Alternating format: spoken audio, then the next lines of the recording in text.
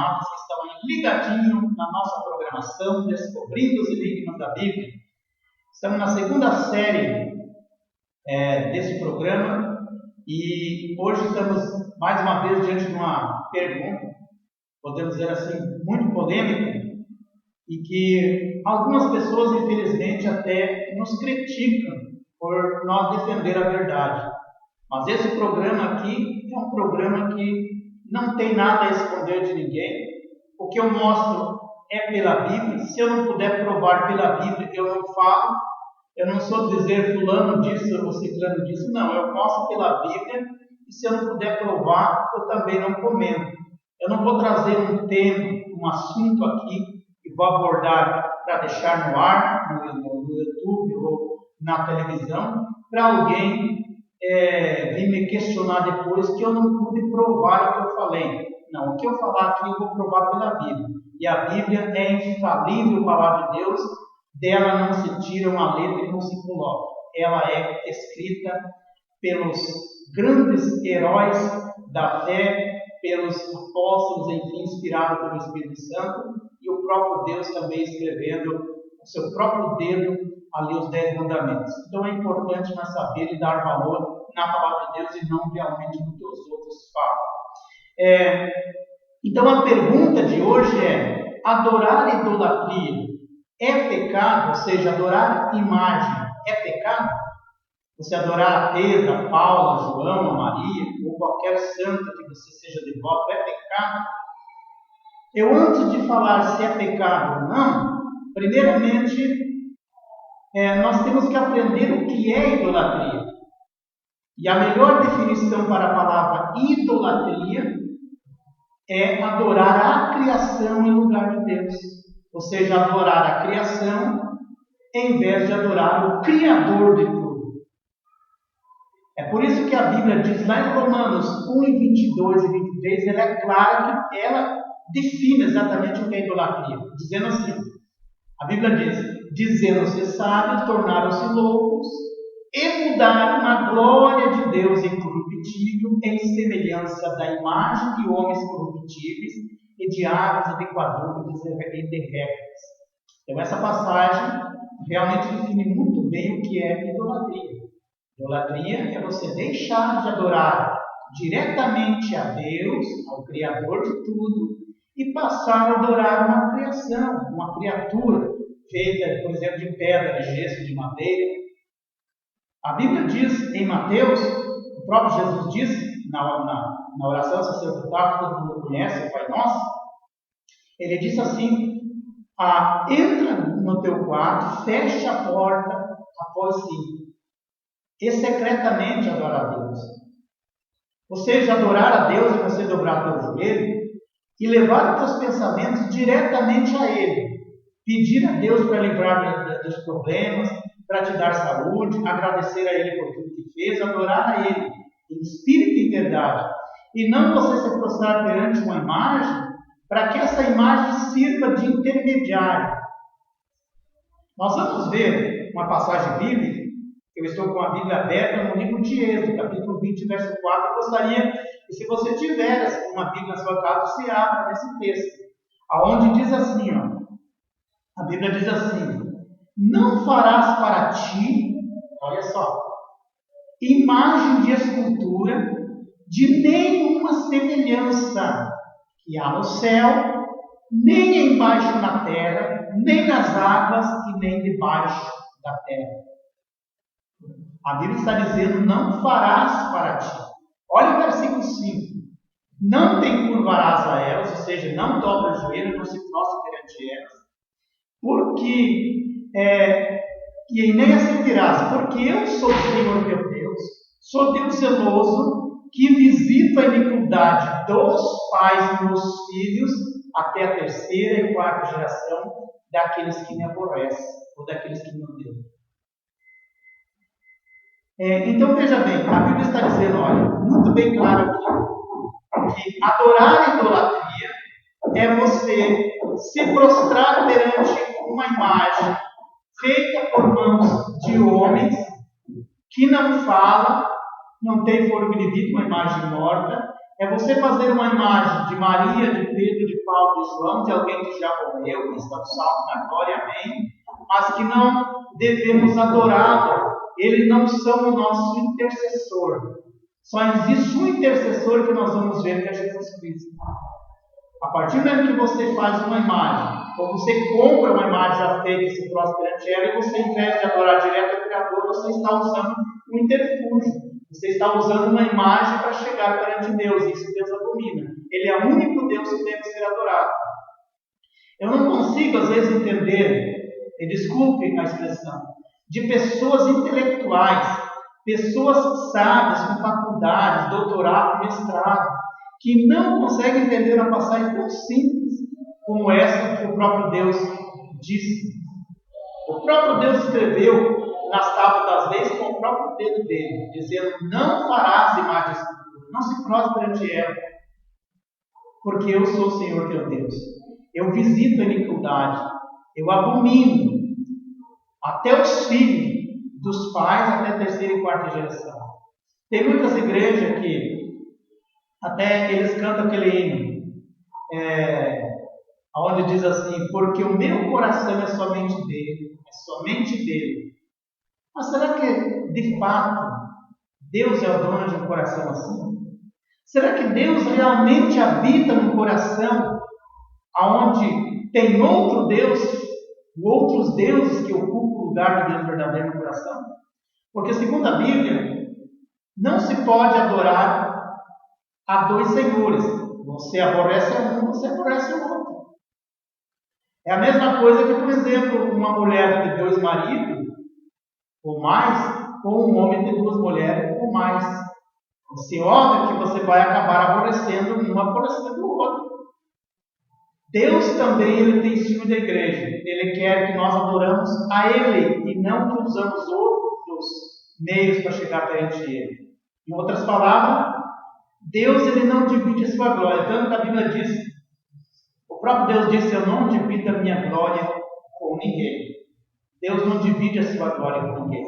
Agora imagine, se eu, um pecador, para que minhas orações venham a ser ouvidas por Ele, eu preciso me prostrar perante uma imagem feita por qualquer objeto, digamos,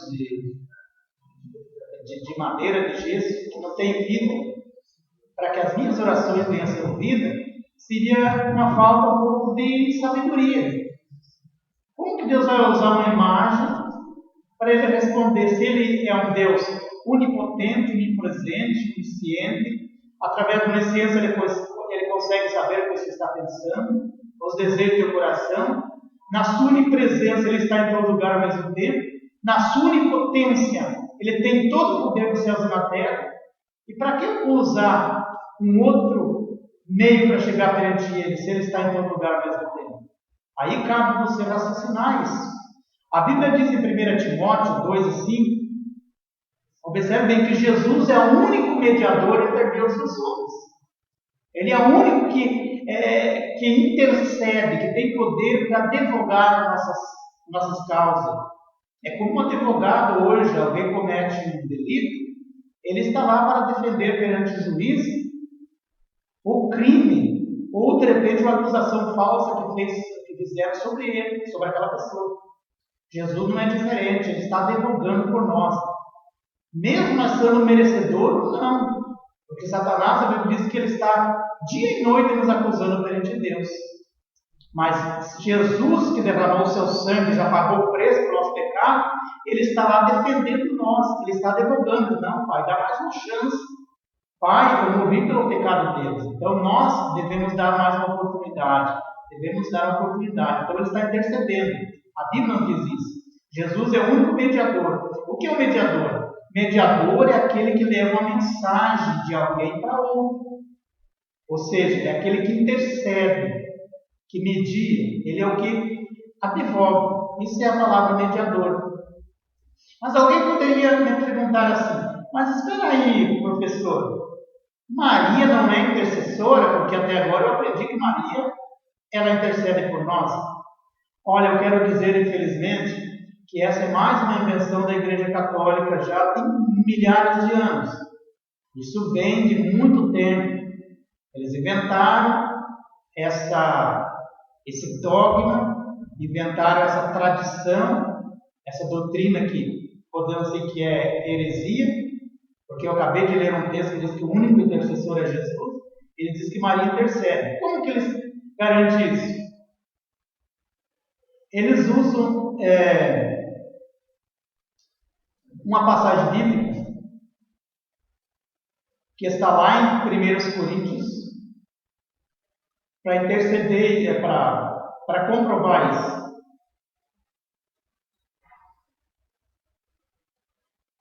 Maria e os apóstolos, todas as pessoas que ouviram o Salmo, estão no paraíso de Deus hoje.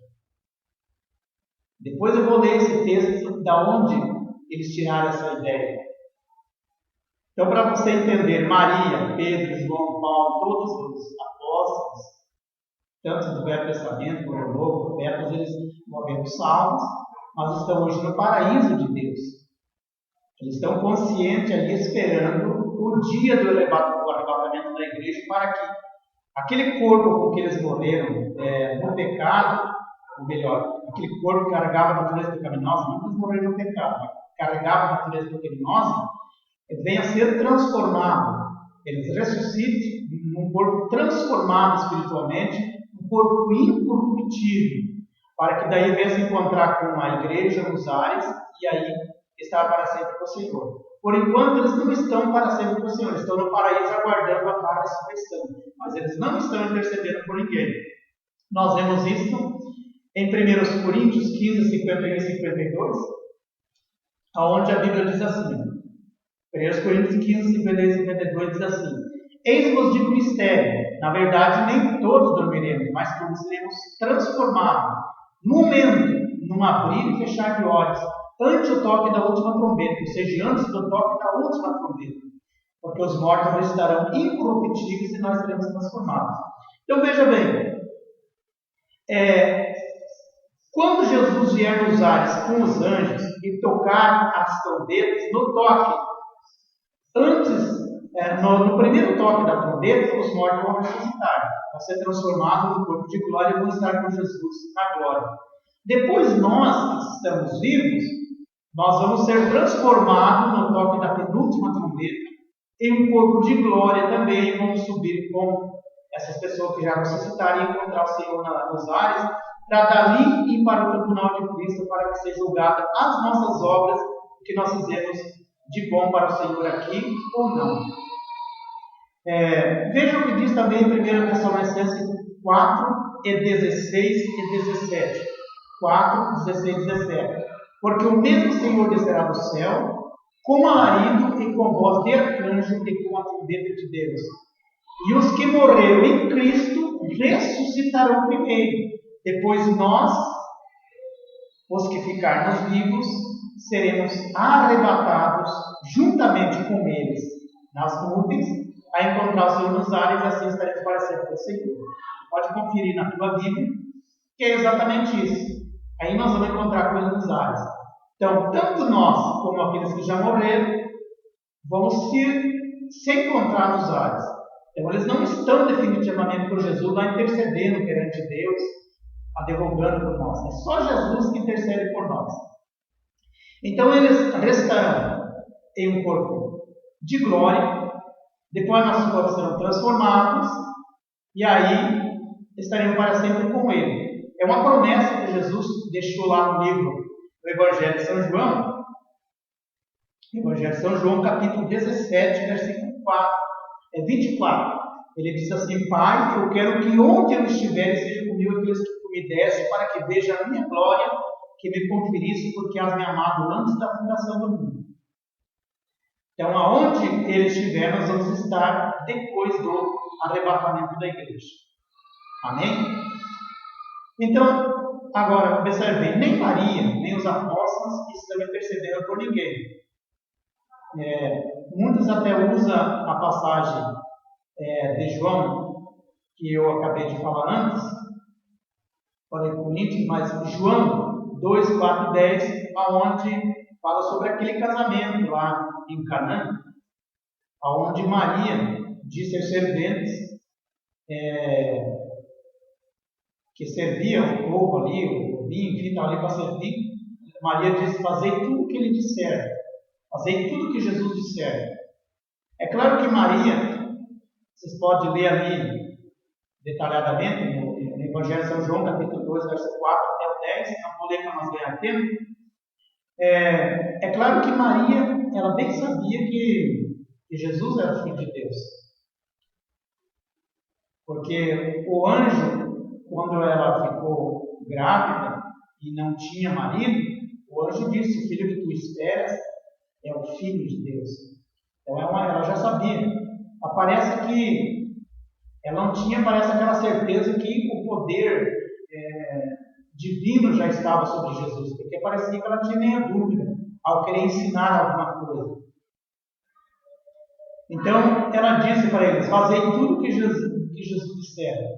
Talvez alguém perguntasse: mas os santos não devem orar e nem adorar a eles? Não devemos orar e adorar a eles? Também não. Sabe, uma vez o próprio apóstolo Pedro, o anjo apareceu para o apóstolo Pedro e disse para ele ter com Cornélio. E aí então, ao chegar na casa de Cornélio, está lá em Atos capítulo 10, verso de número 25 a seguir. Atos 10, verso 25 a seguir, diz assim: saiu Cornélio a recebê-lo e, prostrando-se aos seus pés, o adorou. Olha a resposta de Pedro. Mas Pedro, tomando pela mão, disse: levanta-te, eu também sou homem e adoro a Deus. Olha, se Pedro não aceitava adoração, por que hoje alguém faz uma imagem de Pedro e adora ele? Você sabia que até os anjos eles não aceitam adoração? O apóstolo João, para ter uma ideia, quando ele escreveu, o apóstolo João foi que escreveu o livro de Apocalipse. Jesus enviou o anjo para dar então as revelações a João. E João escreveu tudo. Lá em Apocalipse, no capítulo, é o último livro da Bíblia, Apocalipse, capítulo 22, versículo 8, diz assim a Bíblia: e eu, João, sou aquele que vi essas coisas. E havendo-as ouvido e visto, prostrei-me aos pés do anjo que falava comigo e adorei a ele. Versículo de número 9: e disse o anjo a mim: não faça tal coisa, porque eu sou conservo teu, de teus irmãos, dos profetas e dos que guardam as palavras deste livro. Adore a Deus. Olha, esse versículo é coisa tremenda. Até o próprio anjo não adora adoração, não recebe adoração. Agora eu pergunto: por que alguém adora anjo? Tem muitas pessoas que adoram anjo. Então veja que os anjos não aceitam adoração, os profetas não aceitam adoração, os apóstolos não aceitam adoração, é porque eles estão a serviço eles estavam a serviço de Deus. Eles sabiam que a adoração tinha que ser diretamente a Deus. E os anjos não aceitam adoração porque os anjos também estão até hoje a serviço de Deus na terra. E eles sabem que a adoração deve ser exclusivamente a Deus. Jesus expulsou Satanás, que quis adoração em lugar de Deus. Porque esse é o seu propósito desde o princípio. Porque por meio da idolatria, Satanás tenta levar muitas pessoas a desviar-se do caminho da verdade.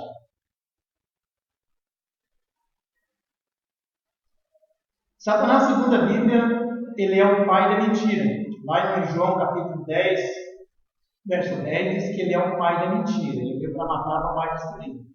Então, essa iniquidade, esse pecado de Satanás, ele começou já desde o Jardim do Éden. E a idolatria, para quem não sabe adorar imagem, tem muitos que pensam que faz pouco tempo.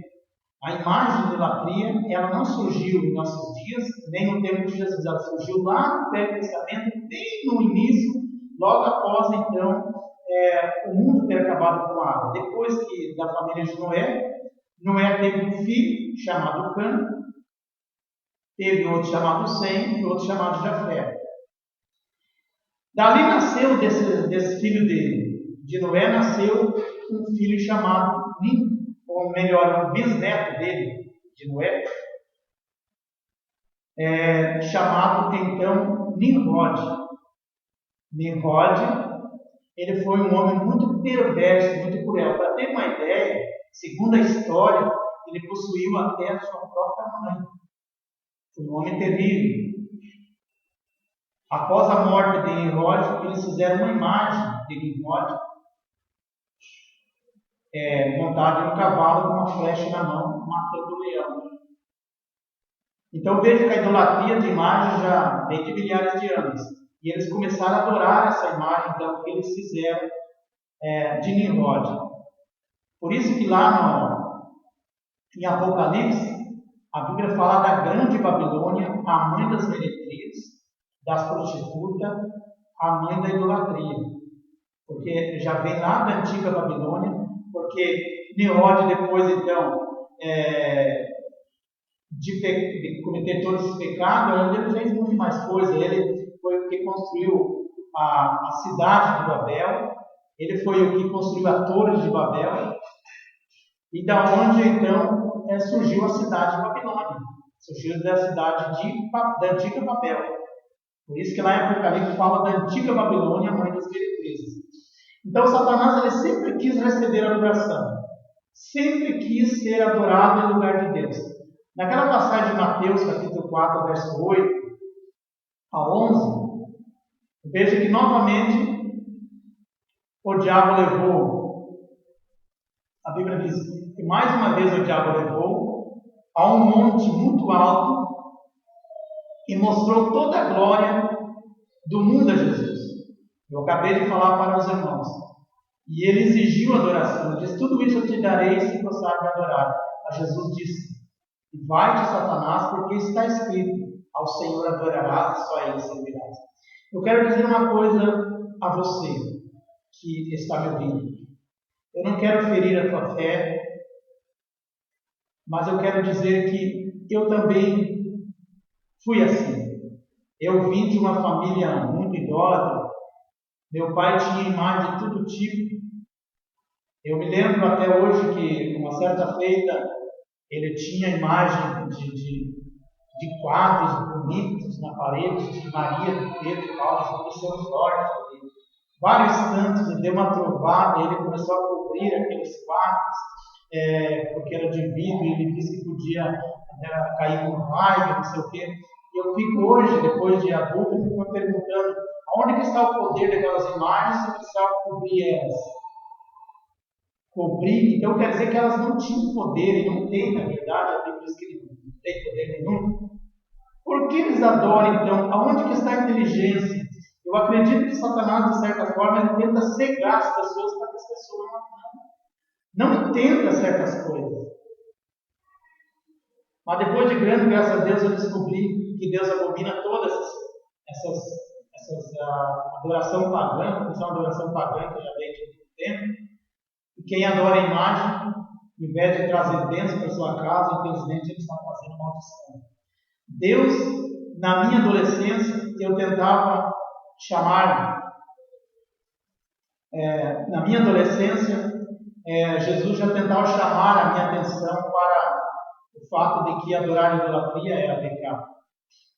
Por diversas vezes eu fui tocado pelo Espírito Santo, e a partir de um belo dia eu fui convidado a ir na igreja evangélica. E eu não entendia nada na época como que eram realizados os cultos naquela igreja. Me sentei no último banco, meio envergonhado, mas depois o pastor naquela noite pregar. E a mensagem dele era realmente sobre a adoração única ao Deus verdadeiro. E eu pude entender que realmente só existe um que devemos adorar, que é Jesus. Como eu era adolescente, eu não tinha muita noção do que era pecado. Então, como eu comecei a ler a Bíblia e fui descobrindo através dela que realmente tanto meu pai quanto minha família, que era muito idosa, estava totalmente errado. Então, para você entender, para mim não tomar muito tempo, nós entendemos que idolatria é adorar a criação ao invés de adorar o Criador. No dicionário, idolatria quer dizer cultuar, venerar, adorar algo, uma imagem.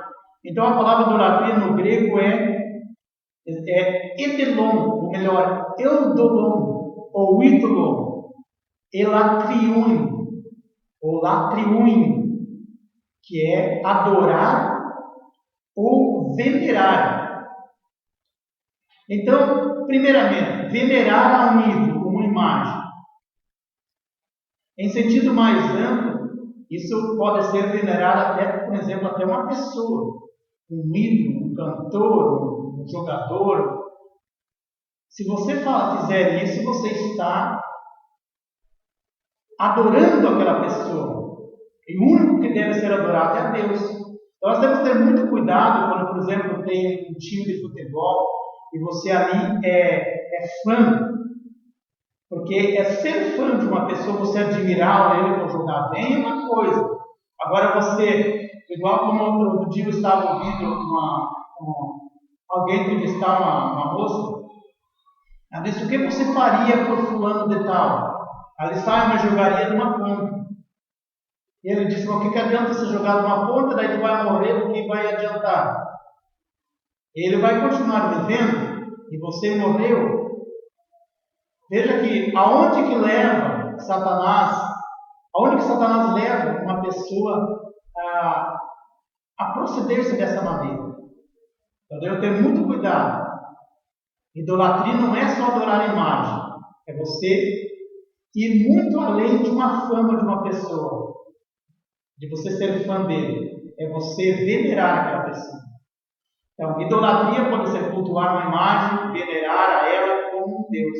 E pode ser até mesmo um cantor ou qualquer um. Deus é muito claro quanto a adorar a imagem no texto que nós lemos lá no livro de Êxodo.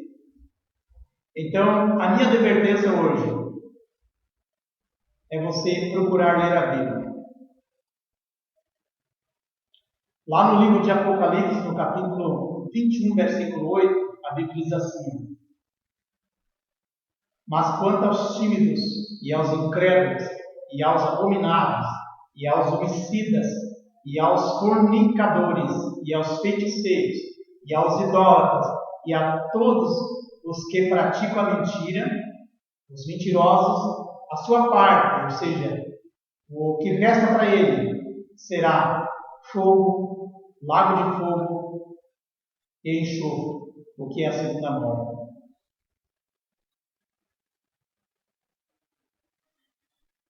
Queridos irmãos e ouvintes, você que me ouviu até agora, neste momento eu preciso refletir um pouco.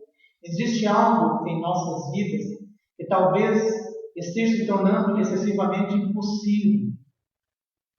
É importante nós pensar um pouco antes de nós tomar, ou antes de nós usar uma imagem, qualquer coisa, para tomar o lugar de Deus em nosso coração. São tantas as passagens bíblicas que, se eu fosse mencionar aqui, que condenam a idolatria, eu ficaria horas e horas aqui. Quando alguém tira um tempo para ler ou meditar na palavra de Deus, como eu fiz, não precisa ninguém dizer: olha, você deve fazer isso, você deve fazer aquilo outro, você não está agindo correto, porque você mesmo vai saber se está fazendo certo ou não. Veja uma passagem bíblica no livro de Levítico, capítulo de número 19, versículo 4, diz assim: não vos virareis para os ídolos, nem vos fareis deuses de fundição, eu sou o Senhor vosso Deus. Existem muitas passagens que dizem, então, nessa que nós lemos agora, diz: não é para fazer nenhuma imagem de fundição, como é feito nas fábricas. Então, até os donos das fábricas que fazem tipo de imagem estão pecando. que é um comércio para enganar as pessoas. Eles estão só pensando na ganância, no dinheiro, mas não estão preocupados com a alma das pessoas que estão cada vez a caminho largo para o inferno. O Salmo 115 também diz assim, Salmo 115, versos 2 e 8. Porque dirão os gentios, onde está o seu Deus? Mas o nosso Deus está no céu, fez tudo o que lhe agradou. Os ídolos deles são prata e obras de mão dos homens. Tem boca, mas não fala. Olhos tem, mas não vê. Tem ouvidos, mas não ouve. Tem nariz, mas não cheira. Tem mão, mas não apalpa. Tem pés, mas não anda. Nem som algum sai da sua garganta. A ele se tornam semelhantes os que fazem assim, como todos os que confiam nessas imagens. Então observe que é muito clara essa passagem, assim como o Êxodo capítulo 20, verso 4 a seguir. Qualquer um leigo consegue entender essa passagem. Que quem se prostra perante uma imagem, que não tem vida própria, que tem boca, mas não fala, tem ouvido, mas não ouve, tem pés, mas não anda, tem mão, mas não apalpa. Quem adora esse tipo de imagem está se tornando semelhante a ela. Quer dizer, é como Jesus falou, são cegos guiando cego. E se um cego guiar outro cego, ambos cairão no vale. Então, vamos abrir o nosso olho. Vamos procurar meditar na palavra de Deus. É bem clara essa passagem. Mas a grande verdade é que, infelizmente, muitos está semelhante a esse texto, não estão nem aí. O catolicismo, eles defendem muito e até condenam por nós esclarecer isso. Mas é uma passagem que está nos 10 mandamentos, que eu li já para os irmãos.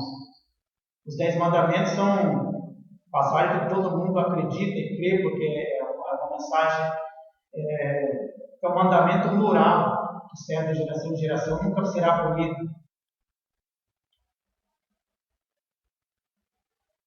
Então, para mim encerrar hoje esse tema, eu quero deixar um pedido a você. Procure a partir de hoje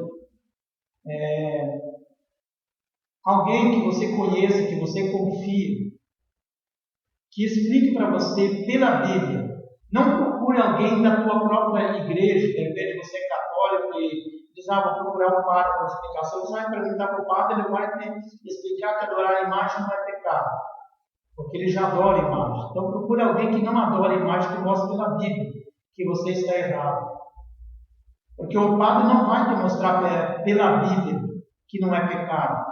Ele não vai procurar, ele pode de repente até mostrar um outro livro. A Bíblia, eu tenho certeza que não vai te mostrar, porque na Bíblia, a Bíblia toda condena.